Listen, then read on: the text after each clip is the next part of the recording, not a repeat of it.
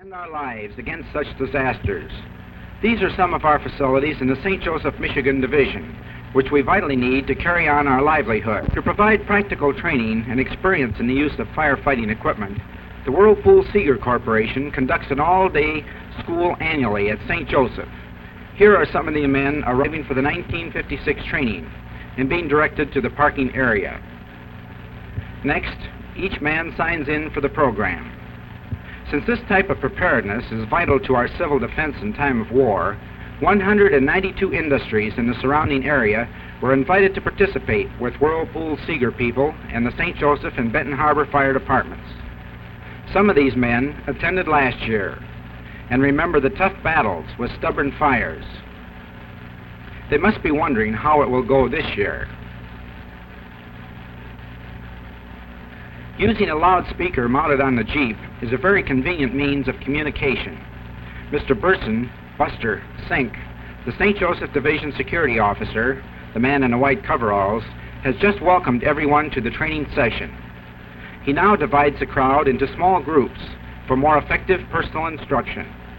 Each man can thus practice handling the equipment, since groups are meeting simultaneously at the various hose houses.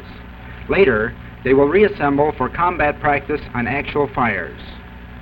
Experienced emergency squad men will help in the training.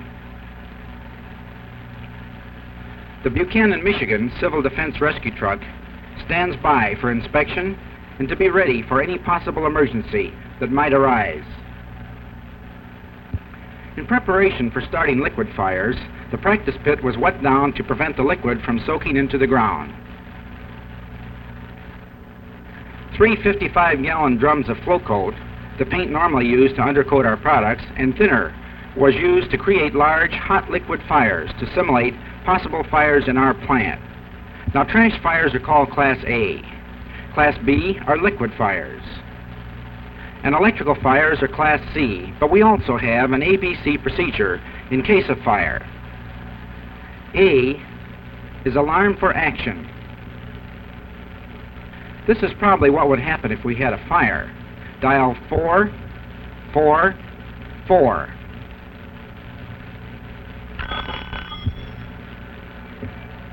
There must be no mistake in transmitting the fire location information. The guard at the number 1 plant clock house receives the message, sets the alarm to put the emergency squad in action.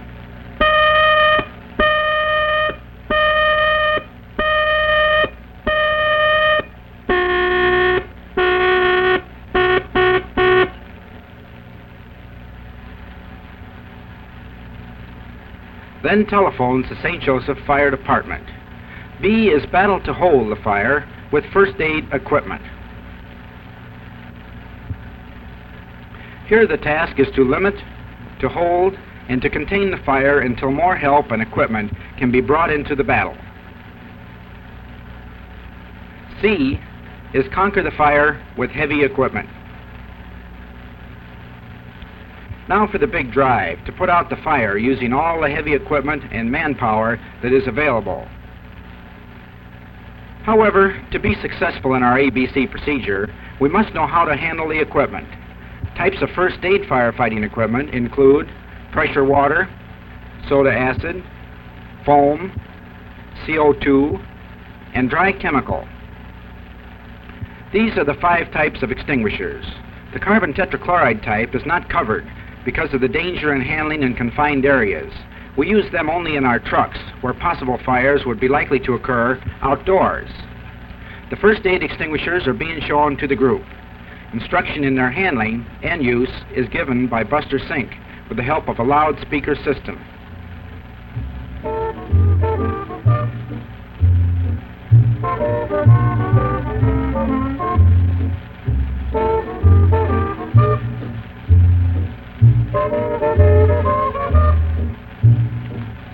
Our first is the pressure water type. Here is the extinguisher in its regular location. To operate the pressure water extinguisher, it is necessary to first pull the locking pin. Then squeeze the handle. Note the pressure gauge on the side of the valve. The stream of water is directed by holding the hose nozzle in the other hand. Here's an example of its use on trash fires. This type is effective on small fires such as this, where the stream of water can adequately quench or cool down the burning materials. Releasing the valve stops the flow of water. Fighting liquid fires with this extinguisher is not effective. You can see very little results, and there is great danger of spreading the fire with the solid stream. Do not use pressure water on liquid fires. Water on electrical fires? Don't do it! Wow, he'll never do that again. He might just as well have grabbed a hold of the live wires. Water-type extinguishers must not be used on electrical fires. The pressure water first aid extinguishers should be used on trash fires only. Our second type is soda acid. Here's how it looks in the shop. To operate, the hose should be grasped and doubled up to pick up the handle of the extinguisher. The other hand grasps the bottom handle and turns the container upside down to activate the chemicals. Let's see how it works on trash fires. The action of soda acid on this fire is just about the same as the pressure water type. It can be used to knock down the fire and to cool it sufficiently to extinguish. Once it has been activated, there is no way to stop the flow until it is empty.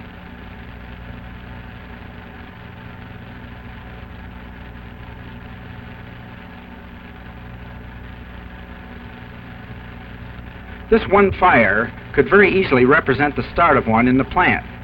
It has just been lit, and one man responded as quickly as possible, but the fire is growing. Even this bank action of soda acid extinguishers to confine the fire from all sides possible doesn't seem to have much effect. Although this team approach can be very effective in holding the line until more help and equipment arise, the fire here is still spreading. On liquid fires, again as with pressure water, the soda acid is not effective, as it tends to spread the fire. It should not be used on liquid fires. To use it on electrical fires would bring the same disastrous effect as water. A shortage of expendable actors prevents us from going through with the electrocution. It must not be used on electrical fires. Soda acid extinguishers should be used on trash fires only. Our third first aid extinguisher is the foam type. On its regular location, it looks very much like the soda acid type. The operation is the same as soda acid, and it cannot be stopped until empty. But here the similarity ends. On trash fires, foam works like this. It forms a heavy blanket of foam which tends to smother the fire. Since it is very difficult to cover a trash fire, this extinguisher is not very effective, however, and it leaves a messy, heavy residue, as can be seen on the black paper in the foreground. Note the fire still blazing underneath. For liquid fires, the foam blanket to smother the fire is good. The blanket is spreading over the surface of the liquid until it finally snuffs out the fire. One extinguisher is hardly large enough to control a fire of this size, but you can see the effectiveness of the blanket on the area that is covered.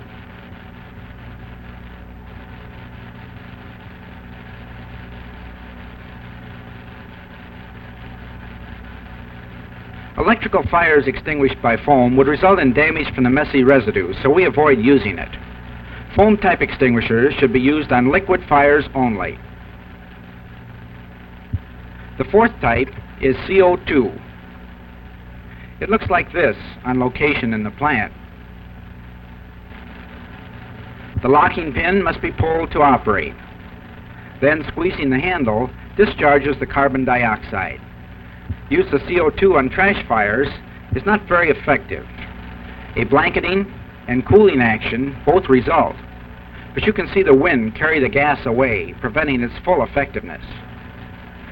It can, however, be successfully used in confined areas, and it has the distinct advantage of leaving no residue whatsoever.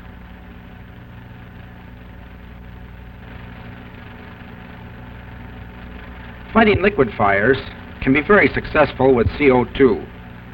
On small fires such as this, the first aid extinguisher works very well.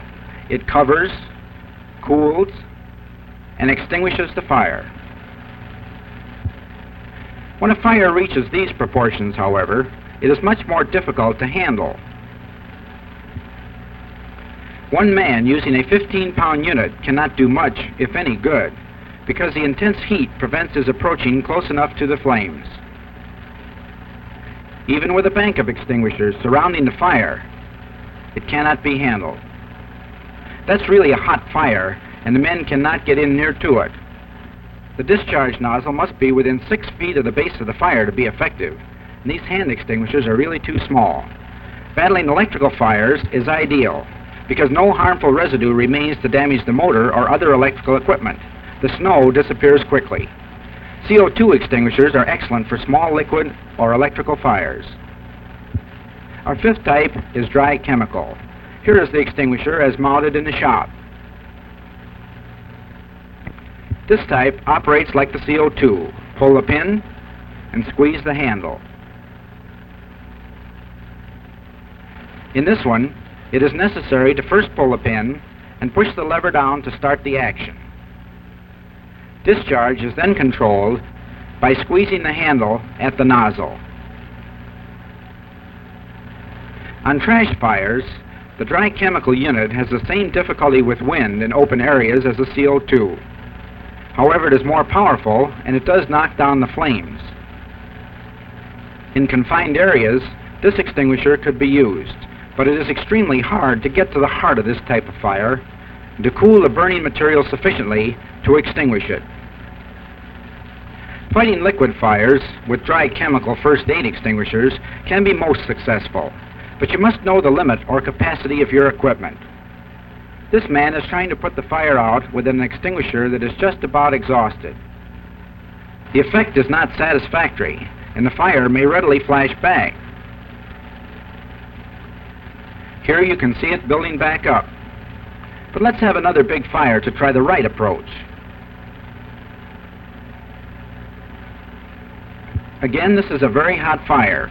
One man approaches it using the extinguisher to shield himself from the heat. Now the team moves in, covering the fire from 3 sides.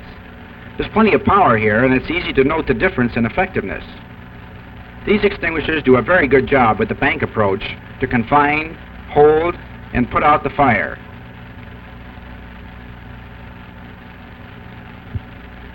Here's another example of the team approach with a bank of extinguishers. These men are really neatly and completely handling this large fire. The clouds of dry chemical are taking over. The fire is out. The white residue is a dry dust. For electrical fires, dry chemical is also excellent, but the powdered dust must be cleaned up, so use the CO2 if available. The dry chemical first aid extinguishers can be used most effectively on liquid or electrical fires. Several different sizes and makes are shown here. They are of 2, 5, 20, and 30-pound capacities. Dry chemical reel carts provide heavier support to our first aid work. Here are 2 large units. The one on the left is of 350-pound capacity, and the one just wheeled in is 150 pounds. These are portable and pack a lot of power. Fighting trash fires with the large dry chemical reel cart works like this. While it's not the best use of the dry chemical, and it's easy to waste large quantities, you can see how it will knock down the flames. When played around the outer edge of the fire, it can confine it very well. Discharging it in the center or the top of the fire does not seem to do much good. But trash fires are very stubborn and difficult to extinguish. Notice the power and the protective cloud put out by this unit. On liquid fires, we can again see how potent dry chemical can be. Here's another large fire being attacked by just one man using the hose and nozzle from a 150-pound reel unit. This really covers the fire and extinguishes it completely.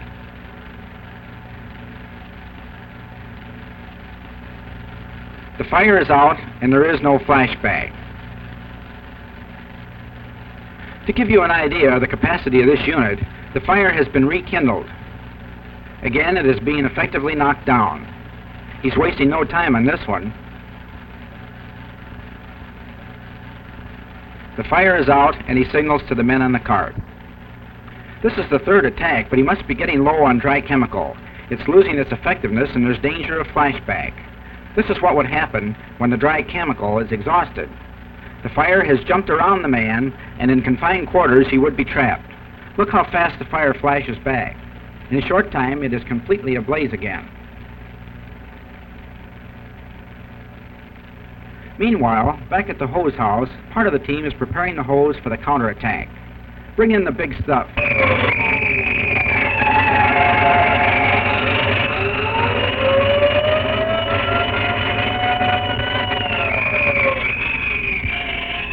Heavy firefighting equipment. Hose handling. Instruction in the proper layout of the hose is being given with these reel carts which carry 600 feet of hose. It should be laid out straight to prevent kinking. Each hose house has 200 feet of hose pre-positioned with nozzle attached and connected to the hydrant. However, additional hose may have to be used to reach distant fires and to bring in more than one hose line. The male end must be handled carefully to prevent damage to the threads. This is the female end of the hose. When connecting the hose, they should be coupled in this manner. They're held off the ground as dirt in either fitting could make connection difficult or even impossible. Use of the spanner wrench ensures a tight fit to prevent leaks and will save trouble later on. There may be exceptional cases when our people may have to climb ladders to get to a fire. Accordingly, instruction in the proper climbing technique is given. Notice how the arms are held out straight and the hose slung over the shoulder. These men are practicing carrying a hose up the ladder to the water tower. It becomes heavier with each foot carried, so it's necessary to have men spaced about every 15 feet along the line to divide the load for safety. Care must also be exercised at the hydrant in turning on the water slowly to prevent damage to the hose or men on the other end from a sudden, powerful surge of water. If kinked, the hose could be blown. The same thing is true when turning off the water. Damage to the valve could result by closing it too fast. The instructor is explaining the technique of holding the hose. First, he points out how the nozzle should be held. Then, the use of the leg to help control the hose and to keep it free from kinks. Direction of the stream can be changed by moving the end of the nozzle. Considerable physical effort is required to hold the hose under pressure. The nozzle is heavy, and with 80 or more pounds water pressure, it must be held firmly, as being demonstrated by the instructor. You can see the size of the stream of water coming directly from the hydrant. Each man must learn how to hold the hose alone. It's a little tough, but with expert help and aides standing by, everyone soon gets the knack of it. Using the leg seems awkward at first, but the hose must be free of kinks and the gooseneck arched high enough to prevent kinking. Personal instruction and guidance can be made in these small groups to quickly correct any bad habits or difficulties in using the equipment.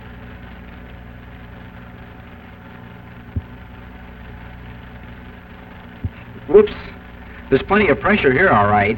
It's easy to get caught off balance. A firm footing is necessary in handling the hose. If the hose should get away from you, you cannot get away from it. The heavy nozzle would whip like a snake and very likely hit you, probably on the head. The only safe thing to do is to fall on the hose. Here's what would happen if it broke loose. It's whipping! Look out! Now let's take a look at the combination straight and adjustable nozzle. This nozzle can be adjusted by turning the end from a solid stream to a fogged mist and back to a solid stream again. There's a good demonstration of backing up the nozzle man, particularly while he adjusts the stream. There's also about 150 pounds pressure in this line from the pumper.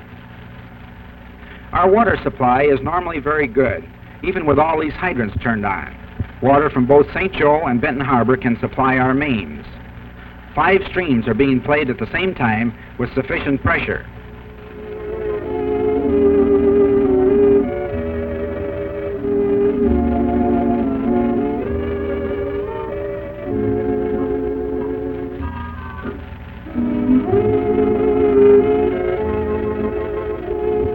In an emergency, an additional source of water can be provided by the St. Joseph Fire Department pumpers. by taking water directly from the St. Joseph River. The firemen are connecting one end of the suction hose to the intake of the pumper and preparing the other for the river. The suction end of the hose is protected by a screen to keep foreign matter and debris from clogging the pump. The latter is being used to hold the end clear of the bottom of the river, where sand and dirt could be sucked in. By lashing the hose to the ladder, it can also be pushed out into deeper water to prevent air in the line. The pump can now be turned on to provide us with an independent water supply. The pumper truck can also be used to boost the water pressure from the mains if necessary. They're now going to hook into our sprinkler system for plant number 4. One man drops off to connect the booster line to the sprinkler pipe. The truck continues on, laying the hose as it goes to the nearest hydrant. This is a good demonstration of motion economy. They're now going to connect this booster line to the pumper. The water will be taken from the hydrant through a short length of hose to the pump, which will step up the pressure and force the water into our sprinkler system.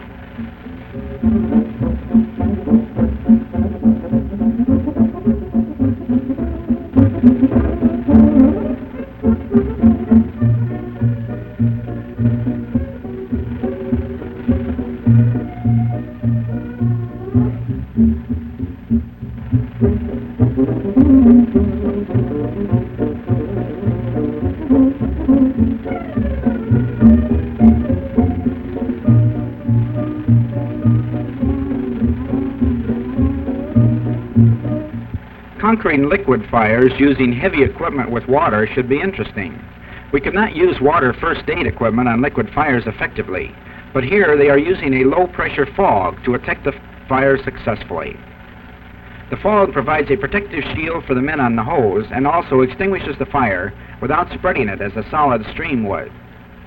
They have now mopped up the fire at the far end of the pit. Buster is explaining the use of the fog to the group. Now for trash fires. This is a man-sized Class A fire.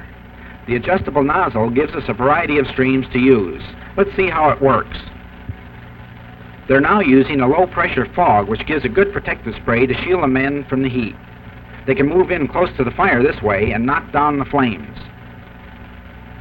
These are very stubborn, tough fires to put out. Notice the force of water from the spray that's moving those cartons around. Now, if the heat from the fire is so intense that we can't approach it even with the fog mist, we must resort to the solid stream in order to reach the fire. The emergency squad is trained to work with the city firemen in handling this heavy equipment.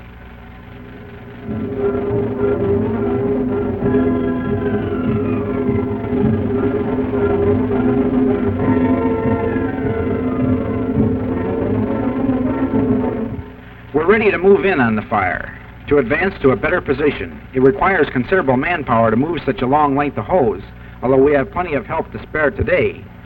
You can see how this solid stream at such a long distance loses its effectiveness. This is a very large fire, and it would require at least 6 hose lines to handle it instead of the one that we're using. Now they're putting out an isolated fire in the foreground. There's terrific power in this stream up close. The main purpose of this action is to confine the fire and to give the men practice in handling the hose under real fire conditions.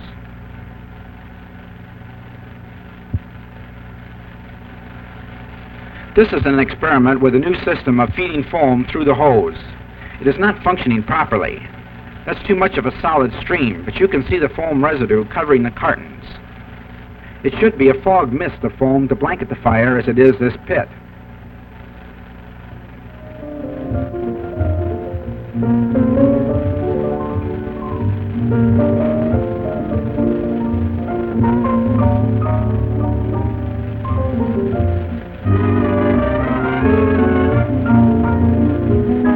But the work is not finished when the fire is out. Equipment must be put away to make ready for the next emergency. All first aid equipment must be recharged. This 150-pound dry chemical reel cart is being refilled with chemical. The extinguishers must then be returned to location. and the heavy equipment takes lots of attention. The hose must be disconnected, which requires a spanner wrench to loosen, then uncoupling by hand. Care should be exercised to prevent damage to the coupling. The hose has to be laid out to drain, as water would cause deterioration of the hose or freezing in cold weather. Since we have no draining tower, it can be draped over the hose house to dry. Dry hose must be unrolled to substitute for that which is draining, because we can't afford to let the plant go unprotected while our equipment is drying. Extra hose lines must be made up. A nozzle is connected to the male end of the hose. A spanner wrench to tighten ensures against possible leaks when used in an emergency in the future. The female end is connected to the hydrant inside the hose house.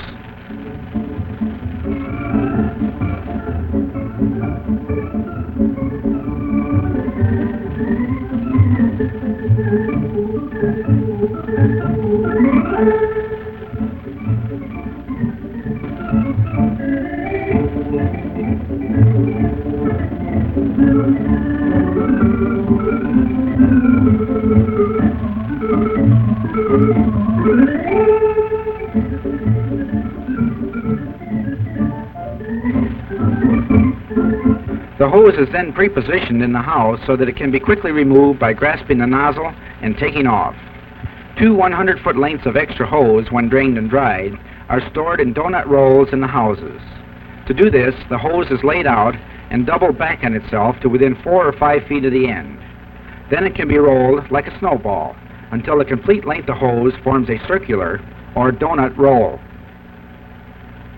Let's review our ABCs. Alarm for action. Be sure to give the correct information. Battle to hold. Limit the fire area. On trash fires, use pressure water or soda acid extinguishers. On liquid fires, use CO2, foam, or dry chemical. On electrical fires, use CO2 or possibly dry chemical extinguishers. Conquer the fire using all the equipment and manpower available to save life and property. Alarm for action, battle to hold, and conquer the fire. But always be careful. We're not asking anyone to risk their lives, but to do their best to help limit the damage from fire. The climax of the training is the badging of graduates who have demonstrated their knowledge and ability in handling the equipment successfully in actual practice. The badge, proudly worn, identifies a member of the emergency squad.